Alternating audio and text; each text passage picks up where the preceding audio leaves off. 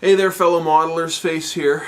Well, it's been a few days since I posted my last video, which was the last in my series of tutorial videos, and I got started working on my VF1 pretty much immediately, and well, I've made some pretty significant progress.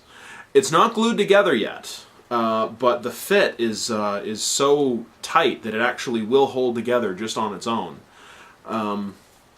It's kind of a hybrid glue snap fit model. I mean, there are some parts that will snap on and off, like the tail section, which can just snap on and snap off, and the leg halves and the nose cone halves, which basically they can snap fit together, but are easy to pop apart.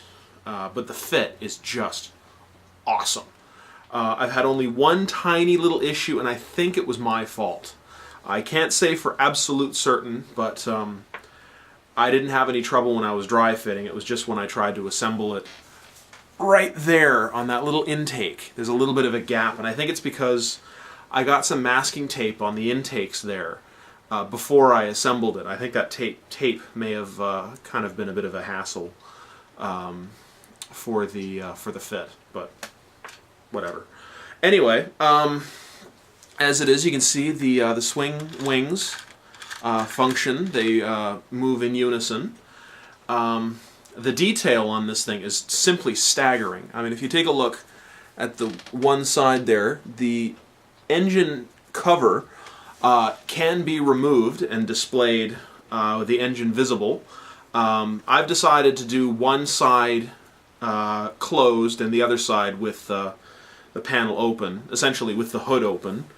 As you can see there, that's about 6 hours of work right there, just to detail that up, and I'm thrilled with the results. I've also got the nose cone section, which can be removed entirely,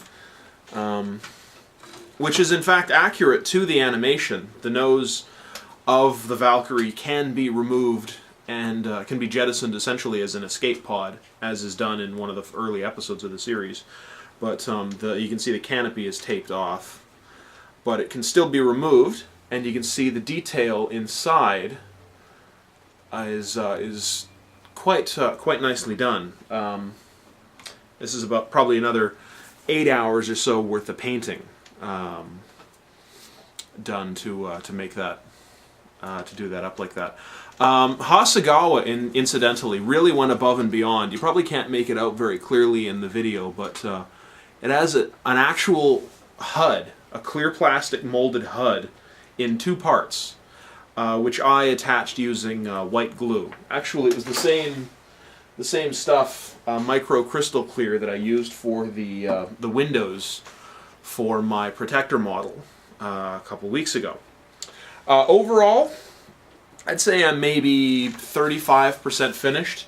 I've got most of the sub-assemblies at least started. One of the legs, I still have to fix the seam. I got a bit of a misalignment on one of the legs. Nothing significant, but you know, just take a little time with some sandpaper. But the majority of the sub-assemblies are all put together. Just needs to be primed and painted, and I figure at the rate I'm going, I can probably have this thing finished. I won't say by the end of the weekend, but maybe by the middle of next week.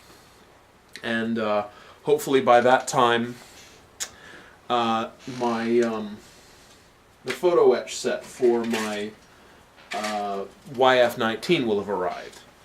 So I'll be able to get started on that right away. Incidentally, again, it comes with a pilot figure of Hikaru Ichijo. I hope I'm pronouncing that correctly. AKA Rick Hunter, if you are a watcher of the American Robotech series. Very nicely molded figure, fits perfectly at the controls. I haven't glued him in place yet, as you can see. I just set him in place. But very, very nicely detailed, and I probably spent about 2 hours just painting him up. And one last thing, while we're on the subject of figures, I have also painted the figure for the YF-19, Isamu Dyson. Likewise, spent about 2 hours working on him, and his paint scheme is actually a lot more complicated, required a lot more layers.